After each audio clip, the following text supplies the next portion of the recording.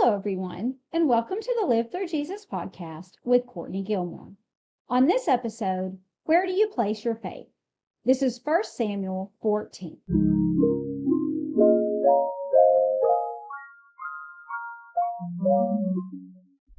So, have you as a parent ever told your kids that they can't do something and even told them what would happen if they didn't do it and then immediately regretted it? It's like, I didn't think that through, really. I don't even know why I said to stop that. And now I'm going to have to enforce this rule. Or, yeah, I did not want them to do that. So it was okay for me to tell them no, but that is way too harsh for that, thing that I asked them not to do. And now I'm going to have to either go through with this punishment or I'm going to have to go back on it, which is something you really don't ever want to do as a parent, right? Because you know then that your kids think they can negotiate with you. And so when you speak without thinking, then you face the chance that you may end up having to go back on the thing that you said, or you have to follow through with something that you never even should have said in the first place.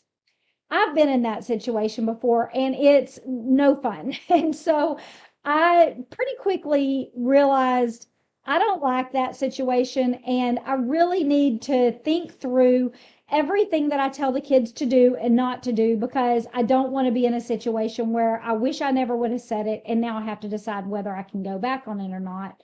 And I also don't want to be too harsh in my punishment, because if they do disobey me, then I'm going to actually have to go through with that. And it's not something I want. It's not something they want. And so if you've ever been in that situation, you can kind of relate to some of what Saul has done today, although hopefully you aren't, exactly like him. And so today we're going to look at a battle that happened between the Israelites and the Philistines. And specifically, we're going to be looking at the way that Saul handles this battle and the way that his son handles this battle. And so as we go through this story, be thinking about that. And then at the end, we're going to talk about, which one of these type of people we would prefer to be like and what the Bible says about it. And so if you remember last week, Jonathan had defeated the Philistines, just one little garrison of the Philistines, and now the whole nation has come out against them. But so far, all they've done is just raid a couple of cities. And so Saul is waiting in Gibeah with about 600 men, trying to, see what the Philistines are about to do. And one of these men that he is waiting with is Ahijah, which is Eli's great grandson. And that is one of Phinehas's sons that he had before he died in the battle. Remember, he was one of Eli's sons that wasn't obeying God, and he died in the battle. And his wife actually died in childbirth when she found out about all of the things that had happened. But this is not the son that she died in childbirth with. This is a son that they had had previously. This is that son's son. So anyway, this man is the priest, and he's there waiting with Saul. And then Jonathan apparently gets sick of waiting. He's like, I have no idea why we continue to sit here and wait on the Philistines to make the first move. And so he sets out with just his armor bearer, and he tells his armor bearer, I want you to hear what exactly it is that he says to him. This is 1 Samuel verse 6. He says, come, let us go over to the garrisons of these uncircumcised men. And it may be that the Lord will work for us, for nothing can hinder the Lord from saving by many or by few. And so what he's saying here is that no matter how many men they encounter, he knows that God can help them. And so he goes out with just his armor bearer, and he says, here's what we're going to do. There are two cliffs. I think I explained this last week, that they're on one hill and the Philistines are on another hill. And so there's two steep rocky mountains or cliffs that they have to go down and then go back up to get to the Philistine garrison. And so what he's going to do is he said, we're going to climb down and then back up towards their garrison. And if they mistake us for defectors and they call us up to them, we will know that God is giving us the opportunity to kill them and that he's going to fight for us. But if they are like, excuse me, I don't know what you're doing. Hang on, I'll be right down. Then they're like, okay, that means God is not wanting us to fight with these people today. And we'll just talk with them and then go on back home. And so the armor bearer says, sounds like a plan to me. Let's go. And so they set out on their way to the garrison. And as they're climbing up, the Philistines see them. And while they are climbing up, this is what the Philistines say about them. This is verse 11. Look, Hebrews are coming out of their holes where they have hidden themselves. And so they do think that they have, decided that they're not going to win. And so they say, look at them. They've decided they're not winning and they're defecting towards our side. And so they invite them up. And so Jonathan and his armor bearer go up, and it says they kill about 20 men in the amount of space that it would take 2 oxen to plow in the morning. So they're just giving us a roundabout area that there were about 20 men, and they killed those men. Well, after this, obviously, the Philistines are in a panic. And Saul has some watchmen that have been paying attention to the Philistines so that they would know whether the Philistines were, coming out to attack them. And these watchmen saw that the Philistines are like scattering everywhere and there's complete chaos. And so they go back to Saul and they report to him. He's about 4 miles away, and they report to him and they say, hey, they're in chaos. I don't know exactly what's going on, but something's happening down there. At this time, Saul realizes that Jonathan and his armor bearer are gone, and he doesn't know what to do. And so he goes to Ahijah and he says, hey, I want you to go and get either the ark or the ephod. There is discrepancies in the different Bible versions as to whether he was asking for the ark or the ephod. Now, I'll give you both sides of this. The word seems to fit ark better, and so a lot of versions have that. But the ark, the last time we heard about the ark is when the Philistines brought it back to them. And remember, some of the people treated it badly and got killed, and then they were scared of it. And so they sent it to a man's house and in a specific town. And that, as far as we know, is where it has sat the entire time, until later when we hear that David brings it from that man's house in that town, and he says, because we never called on it in the days of Saul. And so it doesn't really make sense, even though the word makes more sense to be the ark. It doesn't make sense that they would call for the ark, because David himself says that they didn't call for it in the days of Saul, and that he took it from the house of this man, and that it wasn't Saul who took it from this man's house. And so I believe that it was the ephod. It makes the most sense because this is the piece of clothing that the priest would wear that had the Urim and the Thummim in it. And these were the things that the people would cast out to show God's will on certain things. And so it would make sense that he would say, hey, I need the Urim and the Thummim to see what God wants me to do about all of this chaos that I'm seeing with the Philistines. And so whatever it was, Saul is paying attention to all of this chaos, and he realizes, you know what? I don't even want that. Obviously, we need to go fight these people. Like they're already, self-destructing. But before they go out to battle, Saul tells them, hey, I don't want you to eat any food until we win this in the evening. And so everyone was forbidden from eating any food. Well, then they went out to battle. And they see how the Philistines are killing themselves. They're in such confusion. And so they fight with them.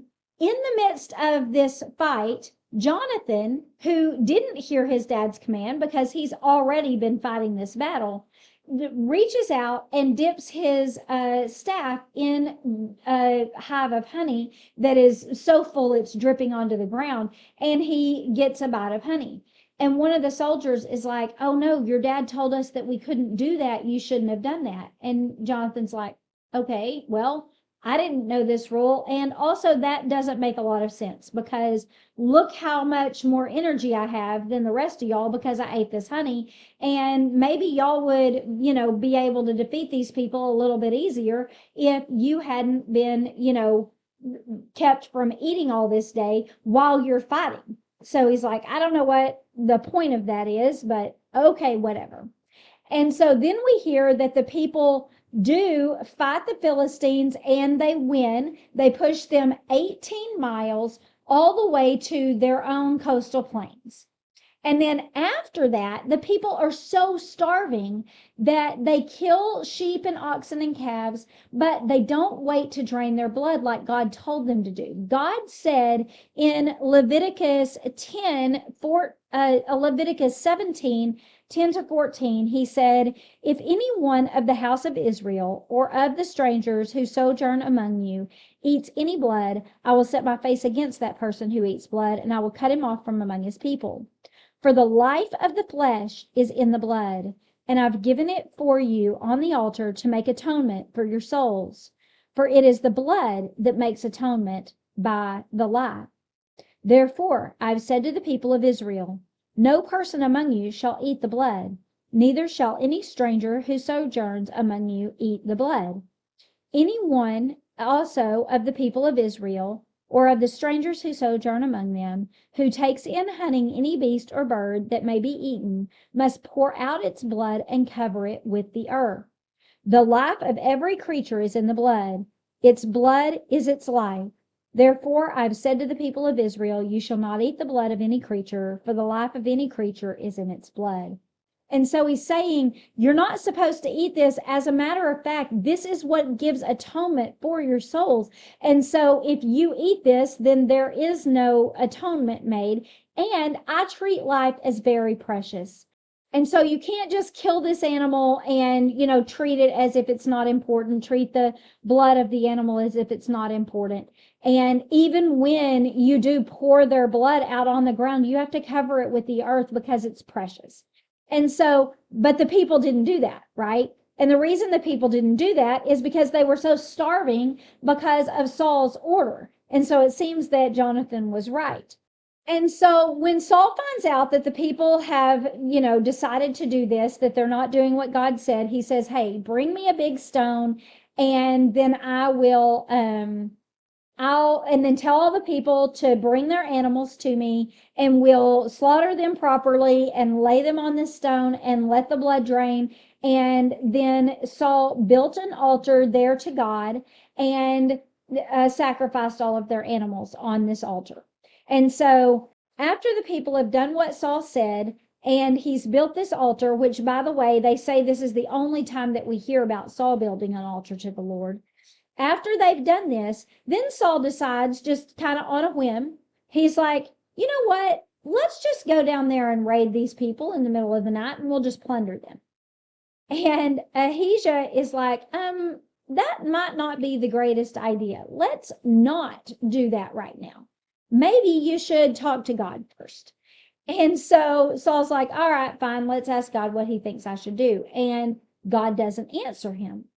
And when God doesn't answer him, then this lets Saul know somehow that somebody sinned.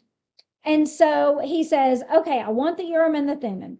And then he divides the people up on one side and him and Jonathan on the other side. And he says, whoever it is that I find out that has sinned, I'm going to kill that person. And he said, even if it's my own son.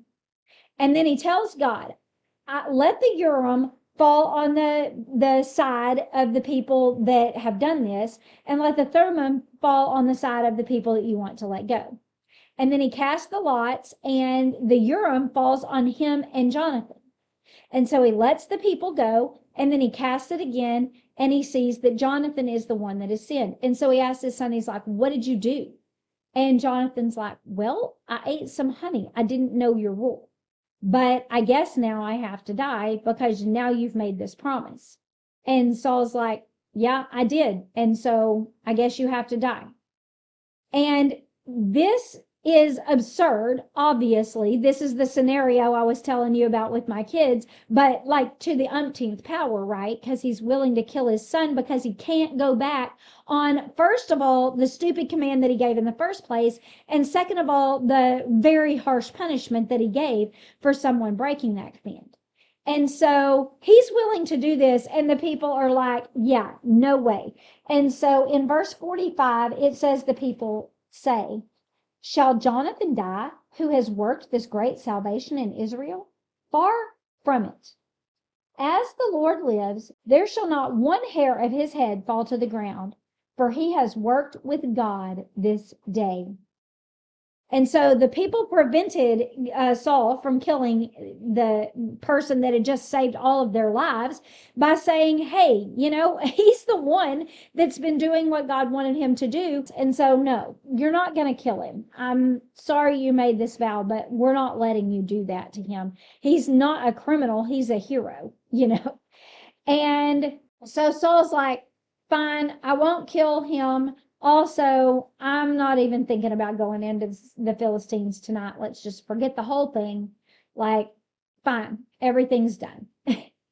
And so Jonathan climbed up the cliff of the Philistine garrison with only his armor bearer, not knowing how many men he was going to meet at the top, because he trusted that however many there were, God was going to bring him victory, right? He's like, it doesn't matter how many men are up there, because however many there are, God can help us defeat them if he so chooses. And also, it doesn't even matter how many men that I bring with me, even though there's only two of us.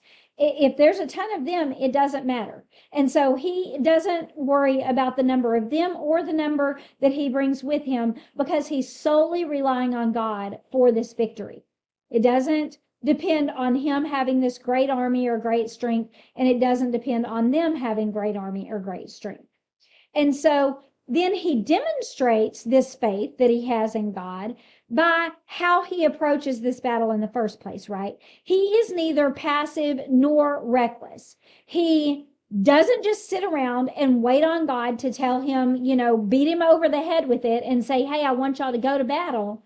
But he also isn't reckless about it. He doesn't say, I'm just going to definitely go and fight this battle, and I'm just going to make God, do what I want him to do. He says, no, I think this is what I should do, but I'm going to set out. And if God wants me to do it, he's going to give me the opportunity to get up there without them suspecting anything, so that they don't feel threatened and they aren't coming out against me immediately.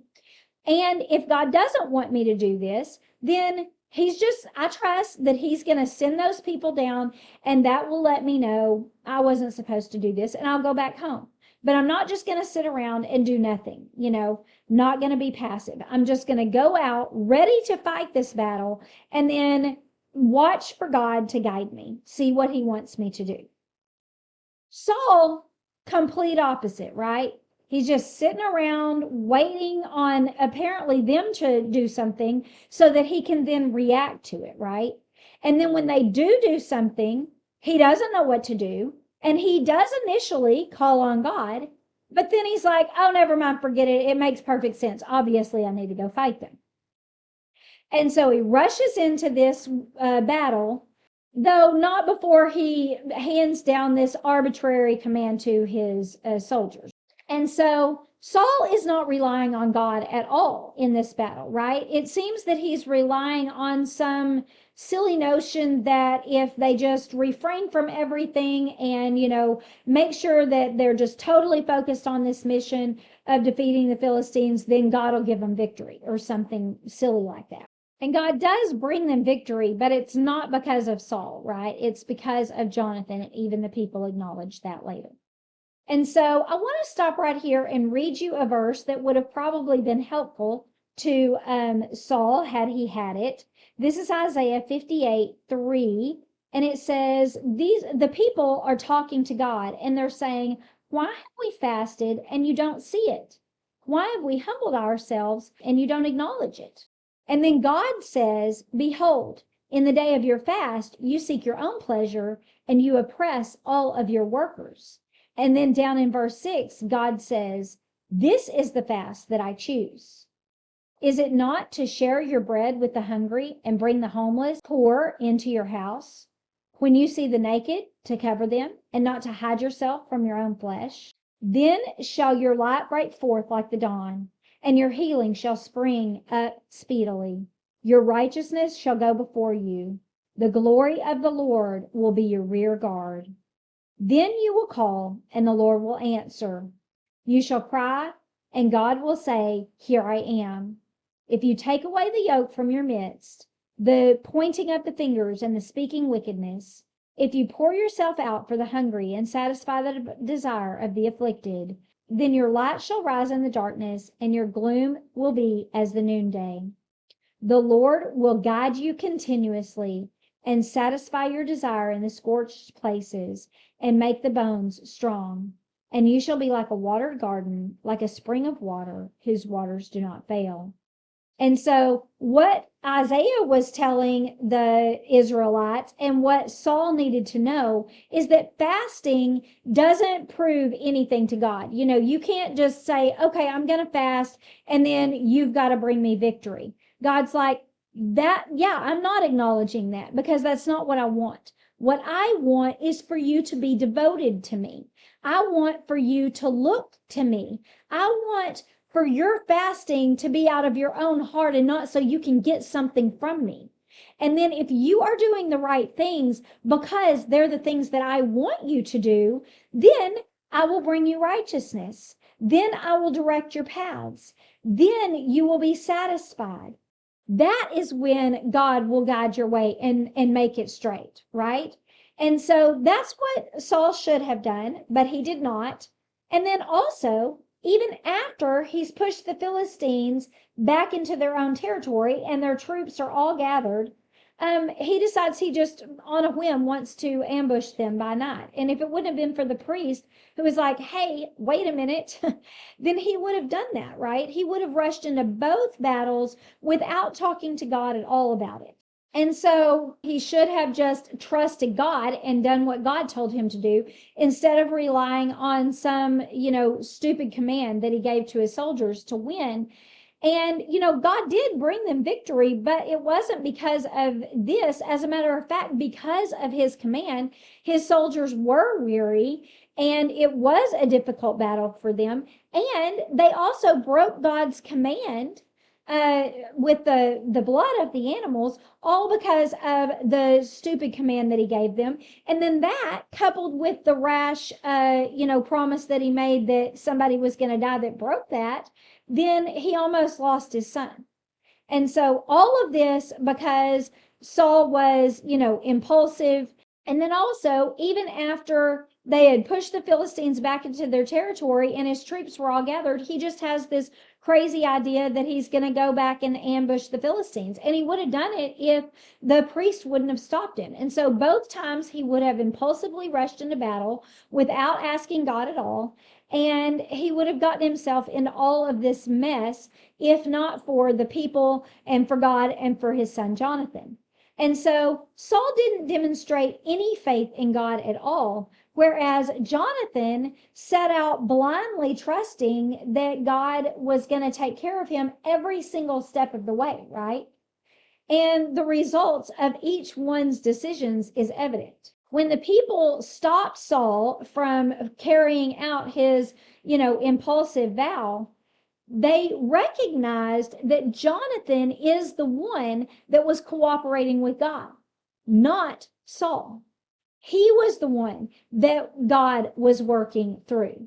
And so if it wouldn't have been for Jonathan in conjunction with the Lord, they wouldn't have won this battle. And the people know this. Jonathan was the one that did what God wanted him to do, and Saul obviously did not. And so obviously, we want to be like Jonathan, but we might not always seek God's counsel, just like Saul, right? Instead of asking him what to do, we might just wait on something to happen and then just quickly react without asking him any questions.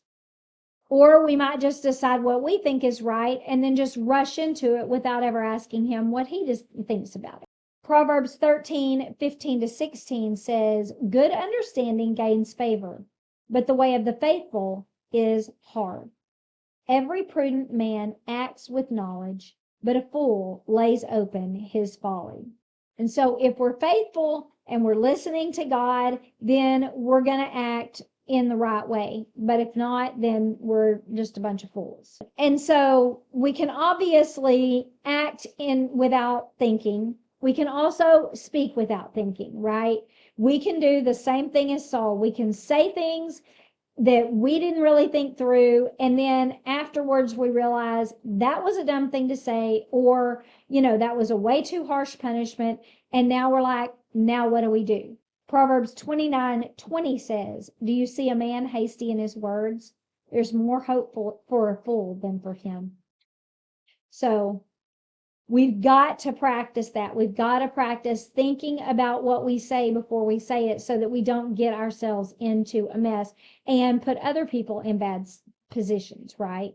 And so these are all the ways that we can be impulsive like Saul. But even if we are asking God what he wants for us to do, we can still not be doing exactly what he wants us to do, right? Because we can be like him in the way of being passive.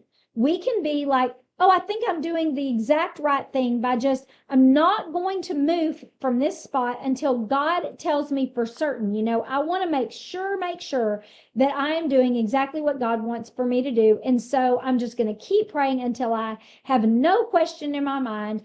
And God is like, no, I don't want to beat you over the head with it. I just want you to go. Sometimes he just wants us to do like Jonathan, set out in the direction that we think God is leading us, and then pay attention to the signs that he is sending us along the way.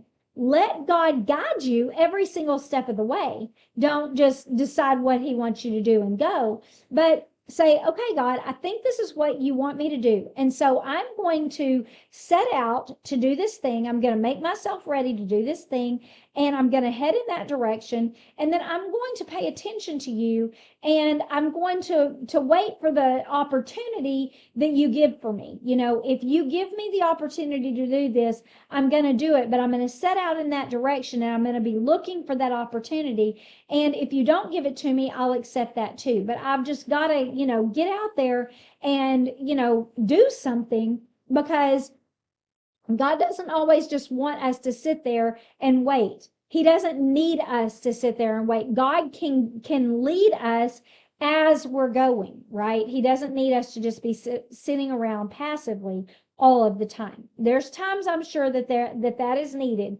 but sometimes we've just got to say, I think this is what you want me to do, and I'm going to start out and I'm going to pay attention and I'm going to do what you tell me. Sometimes it's better, honestly, if we aren't just absolutely certain, because sometimes when we're absolutely certain, we just quit listening to God. It's like, oh, I think I've already got the answer, right? So why am I even, continuing to pay attention to him? And God's like, no, that is rushing in recklessly also. And so sometimes it's better to be, fairly certain, but not so certain that we don't talk to him anymore, and then just watch and do what we think he is asking us to do.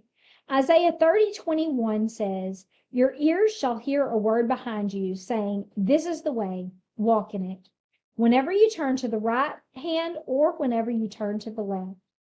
And so we want God guiding us all the way, right? We don't want to just decide, okay, this is what God wants us to do, because we might miss the details or the twists and turns. And so we need to be listening to God all of the way.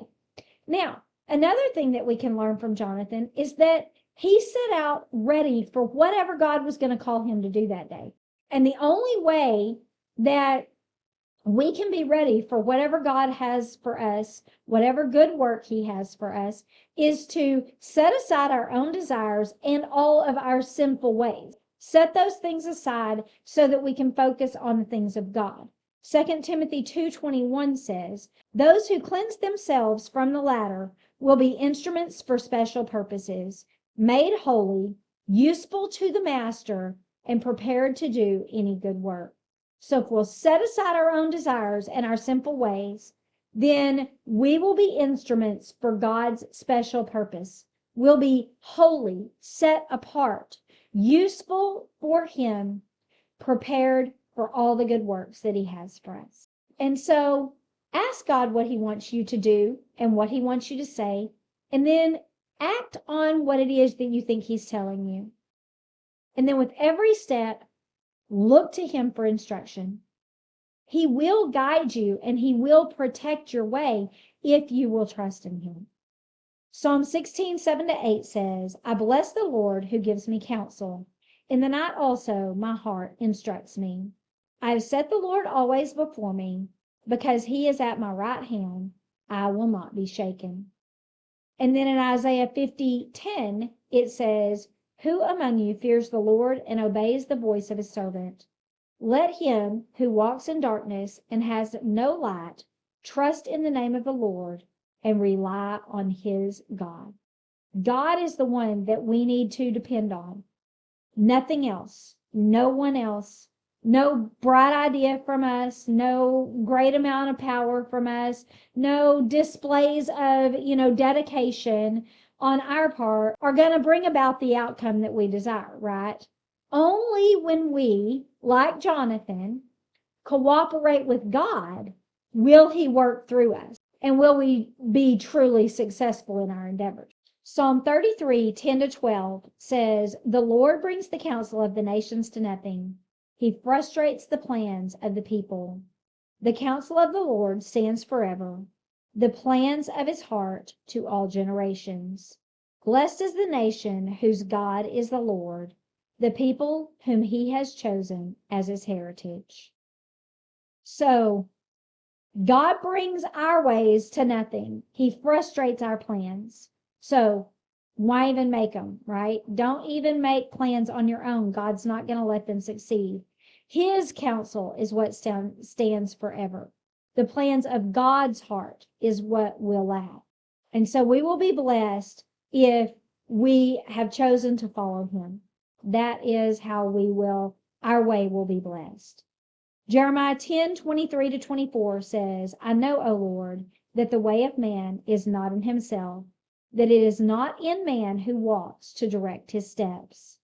Correct me, O Lord, but in justice, not in your anger, lest you bring me to nothing.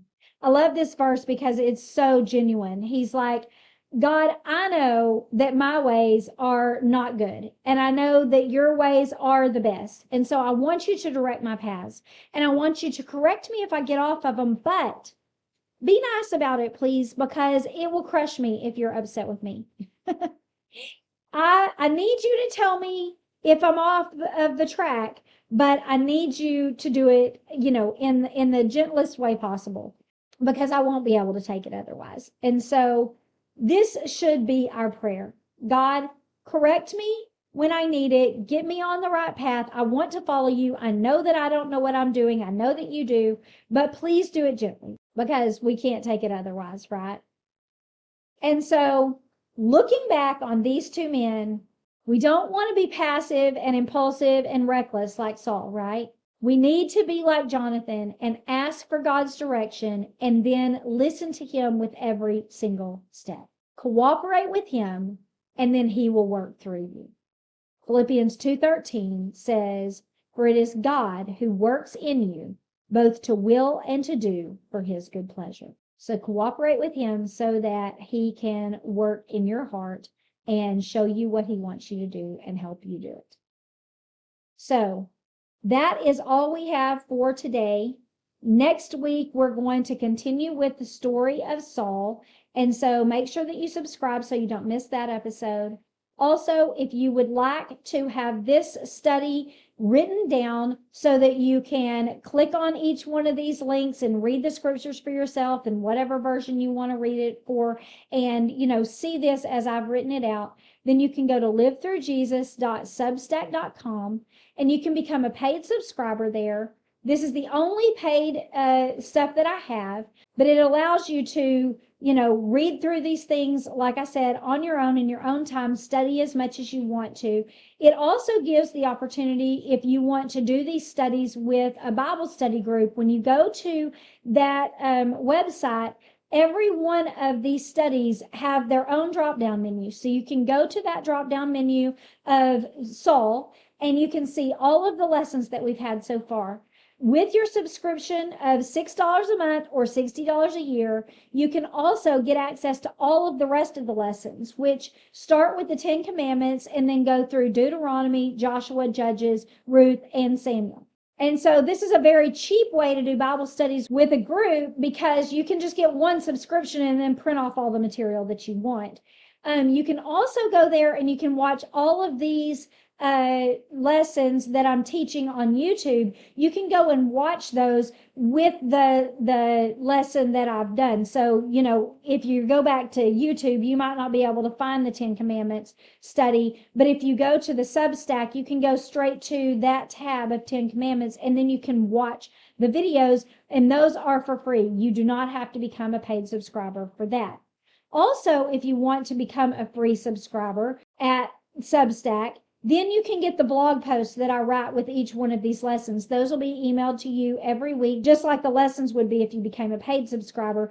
And then you can read those blog posts and, just learn from what I'm teaching as opposed to actually going through the whole study.